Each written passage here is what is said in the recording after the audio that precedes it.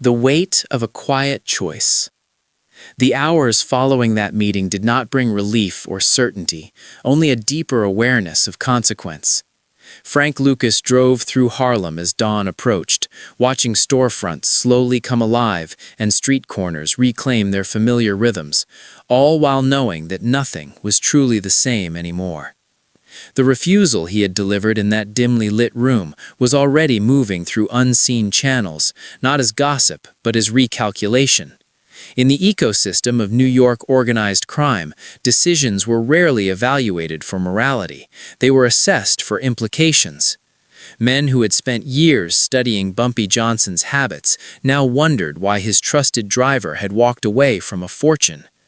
The absence of violence, where it was expected, unsettled everyone, from rival Harlem crews to Italian intermediaries who had long measured power by blood spilled rather than blood withheld. Bumpy Johnson, confined by illness, yet still commanding respect, understood the shift immediately. He had not been searching for obedience, he had been searching for restraint, because restraint was rare in a world fueled by fear and opportunity. His decades of survival in Harlem crime history had taught him that empires rarely fell to outside enemies alone. They collapsed from within, eroded by impulsive loyalty tests, greed disguised as ambition, and men who mistook brutality for strength. Frank Lucas's refusal confirmed something Bumpy had suspected, but never proven until that night. The most dangerous figure in the room is often the one who knows when not to act. In that realization, the future of the Harlem drug empire quietly realigned. As weeks passed, pressure did not subside, it sharpened. Italian crime families increased their probing, sending intermediaries and feelers rather than threats, attempting to map the vacuum they believed was forming. Rival Harlem operators, convinced that hesitation signaled weakness, began testing boundaries, expecting retaliation that never came. This absence of reaction created confusion, and confusion bred missteps. Federal investigators, already piecing together fragments of the American Gangster real story, noticed subtle changes as well. Supply routes shifted, intermediaries vanished, and long-standing patterns dissolved without explanation. To law enforcement, it felt less like escalation and more like disappearance, a phenomenon that made cases harder to build and assumptions harder to trust. Frank Lucas operated during this period with deliberate invisibility. He did not announce authority, did not convene public meetings, and did not seek recognition. His silence became his signature, allowing others to expose themselves while he observed. Loyalty was evaluated quietly, reputation allowed to form organically rather than through intimidation. In the calculus of Mafia versus Frank Lucas, this approach proved destabilizing. Traditional power structures depended on predictability. Lucas offered none. Those who underestimated him did so because they expected spectacle, failing to recognize that the most effective power in organized crime often looks like absence rather than presence. The cost of this approach, however, was constant vigilance. Every alliance carried risk, every success attracted scrutiny, and every delay invited suspicion. Frank Lucas understood that refusal had not spared him from consequence. It had simply postponed it and reshaped its form. His rise, when it became visible, would draw an equally forceful response from federal authorities, culminating years later in arrests and trials that would define an entire era of true crime documentary storytelling. Yet historians consistently return to this earlier chapter, this quieter moment, because it reveals the paradox at the center of the Frank Lucas true story. The foundation of his eventual dominance was not built on an act of violence, but on a decision to reject one, a choice that transformed restraint into leverage and silence into power, leaving a legacy that continues to challenge simple narratives of crime, ambition, and control. The architecture of invisibility. By late 1967, the consequences of Frank Lucas's refusal had fully settled into the streets of Harlem, not as open conflict, but as a slow and deliberate rearrangement of power. What made this phase so dangerous was not violence, but uncertainty. Long-standing operators who had thrived under predictable rules suddenly found themselves operating blind. Meetings that once produced clear hierarchies now ended without resolution. Alliances fractured quietly, and trust became a liability rather than protection. In the deeper layers of Harlem crime history, this kind of instability was often more destructive than open war because it forced every participant to expose themselves through action rather than rhetoric. Lucas understood this instinctively, choosing patience over dominance, knowing that time itself could be weaponized. Behind closed doors, Frank Lucas began constructing what would later be recognized as the backbone of his rise, not through intimidation, but through logistical discipline. He studied supply lines, intermediaries, and the habits of rivals with the precision of an accountant rather than the bravado of a street enforcer. In a world shaped by New York organized crime, this approach was unusual, even dangerous, because it rejected tradition. The Italian syndicates had long relied on layered hierarchies and visible authority to maintain control, while Harlem crews often depended on loyalty reinforced by fear. Lucas operated differently, allowing others to believe they were advancing while quietly positioning himself at the center of every critical junction. This shift did not go unnoticed by federal authorities. Investigators following the broader American Gangster real story began observing anomalies that did not align with familiar patterns. Arrests failed to disrupt operations as expected. Informants provided incomplete intelligence, and raids yielded diminishing returns. What puzzled law enforcement was not the scale of activity, but its lack of noise. Historically, the Harlem drug empire announced itself through violence and spectacle, creating clear targets for enforcement. Lucas's emerging structure produced neither. It was an ecosystem designed to absorb pressure without reacting visibly, frustrating task forces accustomed to predictable escalation. Psychologically, this period revealed the deeper motivations behind Lucas's earlier refusal. Power, as he understood it, was not about dominance, but about endurance. Silence reduced exposure, reputation spread organically, and fear was replaced with dependency. Those who worked within his orbit did so because it benefited them materially, not because they were coerced.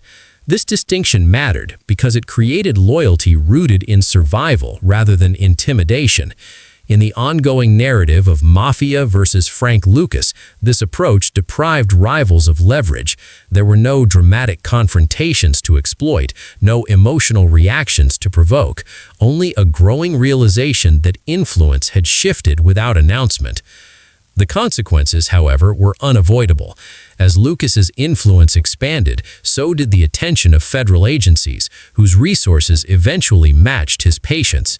Corrupt officials who once blurred lines between enforcement and complicity became liabilities, and the very invisibility that protected his rise later complicated his defense. When the system finally responded, it did so with overwhelming force, reshaping law enforcement strategy for years to come. Yet historians and true crime documentary analysts consistently note that this outcome was set in motion not by a gunshot or public betrayal, but by a quiet refusal years earlier.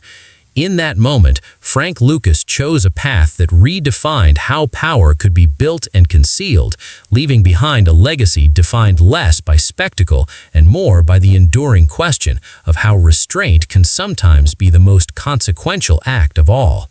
The illusion of control. As 1968 turned into 1969, the illusion that Harlem's power structure could revert to its old shape quietly collapsed. The death of Bumpy Johnson removed the final stabilizing force that had kept rival interests in cautious balance, and with that absence came overconfidence from every direction. Italian intermediaries assumed that Harlem would fracture without centralized authority. Rival neighborhood leaders believed the vacuum invited rapid conquest, and federal agencies predicted a brief surge of chaos followed by arrests. What none of them fully grasped was that Frank Lucas had already accepted a reality others were still denying. Control was no longer defined by who spoke the loudest, but by who could operate without being seen. In the deeper currents of Harlem crime history, this marked a fundamental shift that would not become visible until it was irreversible. Lucas's influence expanded during this period not through expansionism but through consolidation. He allowed competitors to expose their ambitions while he absorbed their infrastructure piece by piece, ensuring that no single move could be traced directly back to him. The Harlem drug empire was evolving into something more centralized and less theatrical, a structure that resisted disruption because it did not rely on symbolic leadership. Law enforcement noticed the results before they understood the cause. Arrests no longer produced cascading failures. Informants found themselves outdated almost as soon as they spoke, and surveillance revealed patterns that dissolved as quickly as they formed. In the framework of New York organized crime, this adaptability was unprecedented and deeply unsettling. The Italian syndicates responded with skepticism that soon hardened into hostility. Accustomed to negotiated dominance, they interpreted Lucas's refusal to engage on traditional terms as defiance. Meetings were requested, then demanded, then quietly abandoned when no leverage could be established. This growing tension framed what would later be described as Mafia versus Frank Lucas, a conflict defined less by violence than by strategic incompatibility. The syndicates understood intimidation and negotiation. They struggled to counter absence and patience. Each attempt to assert influence only confirmed that the ground beneath them was shifting beyond their control. Psychologically, Lucas remained defined by the same restraint that had shaped his initial refusal. Ego was treated as a liability, reputation as something earned indirectly, and fear as an unreliable currency. This mindset allowed him to withstand periods of isolation and suspicion that would have destabilized others. He accepted that dominance invited scrutiny and that survival required sacrifice, including the constant awareness that every success carried the seeds of eventual collapse. In the context of the Frank Lucas true story, this period reveals why his rise appeared sudden only in retrospect. In reality, it was the product of years spent building systems that could endure pressure without reacting to it. The consequences of this approach were already forming, though they remained invisible to most observers. Federal agencies began coordinating across jurisdictions, refining investigative techniques in response to operations that refused to behave as expected. The long-term law enforcement response that would eventually dismantle Lucas's empire was being shaped quietly, driven by frustration as much as evidence. In this way, the American gangster real story entered its most ironic phase. The same discipline that enabled unprecedented accumulation also forced authorities to become more disciplined in return. By the time the full weight of that response arrived, the outcome would feel sudden, but its origins lay here, in a period defined not by spectacle, but by an illusion of control that slowly slipped away from everyone who believed they still possessed it. The price of visibility. By the early 1970s, the quiet architecture Frank Lucas had built could no longer remain entirely unseen.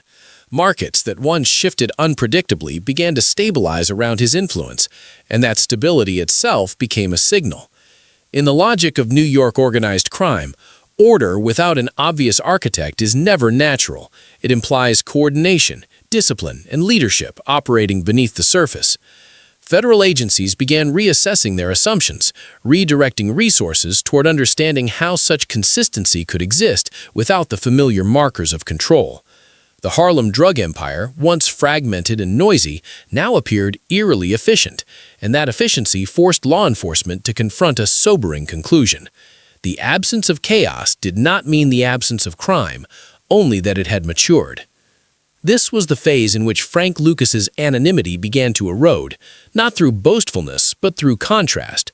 Others in his position sought recognition as proof of survival, surrounding themselves with spectacle to deter challengers.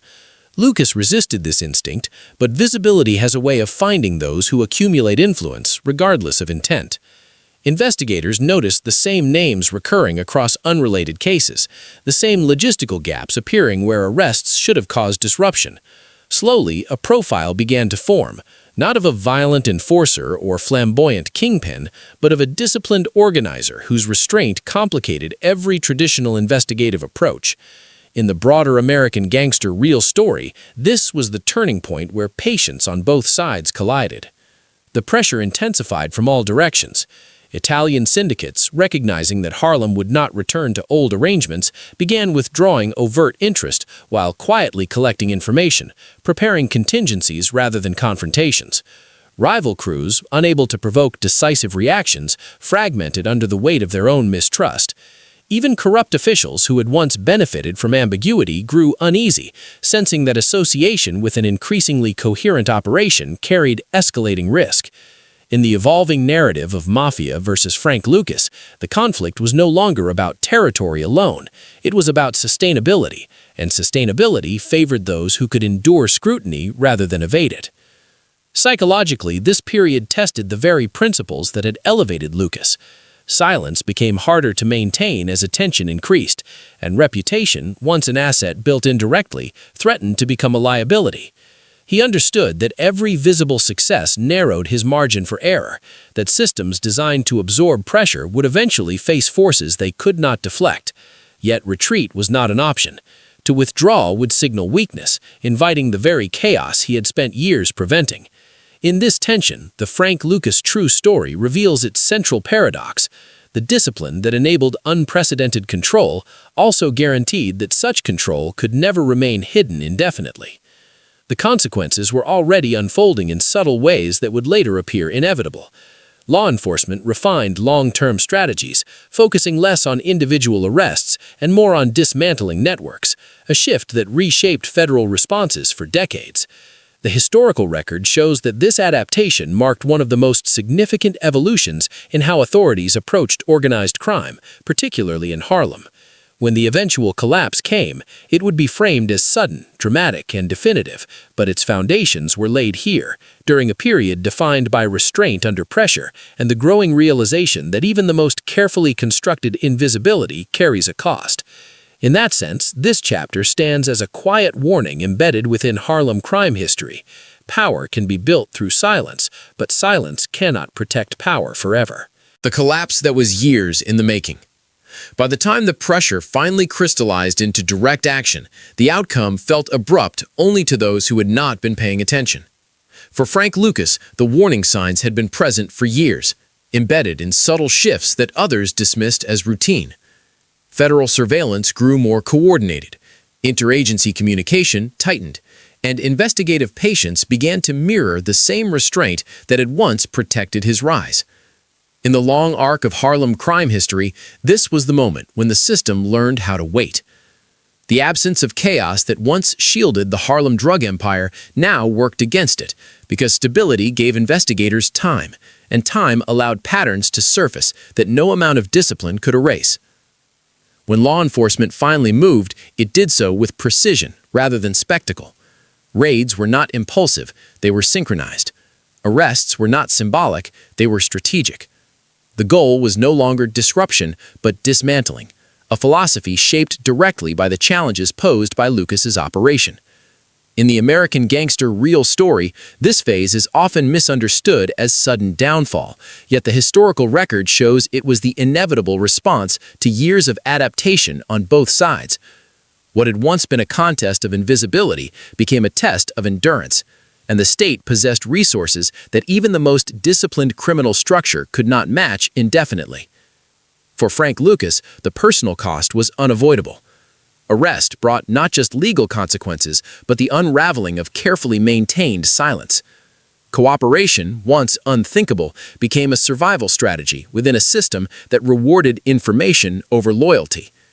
This decision reshaped the narrative yet again, complicating public perception and reinforcing the central irony of his story. The same pragmatism that had driven his rise now guided his response to collapse. In a world of New York organized crime, survival often demands reinvention, even when reinvention carries its own stigma. The broader fallout extended far beyond one individual. Harlem's power structure fractured. Federal agencies recalibrated their long-term strategies, and Italian syndicates retreated from ambitions they could no longer sustain. The confrontation, often framed as Mafia versus Frank Lucas, ultimately revealed a deeper truth. No single group emerged unchallenged. The system itself evolved, becoming more sophisticated, more patient, and more intrusive. Communities bore the residual cost as heightened enforcement reshaped everyday life long after headlines faded. In retrospect, historians consistently return to the beginning, not the end. The refusal that once seemed like a moral anomaly within a criminal world now reads as a defining psychological marker. It explains both the ascent and the downfall, revealing a character driven less by impulse than by calculation. The Frank Lucas true story, when examined without myth or exaggeration, becomes a study in limits. Power built through restraint can reach extraordinary heights, but it cannot escape consequence. That unresolved tension between discipline and inevitability remains the enduring legacy of this chapter, leaving audiences with a quiet reflection rather than a triumphant conclusion, and reinforcing why this story continues to occupy a central place in every serious true crime documentary examining the cost of ambition and control. Legacy measured in absence. In the years that followed the collapse of Frank Lucas's operation, the silence that once protected him returned in a different form, no longer strategic but reflective. Harlem adjusted slowly, not with celebration or relief, but with a subdued recalibration shaped by loss, enforcement, and memory. The systems Lucas had built dissolved under legal pressure, yet their impact lingered in how both criminals and authorities approached power afterward.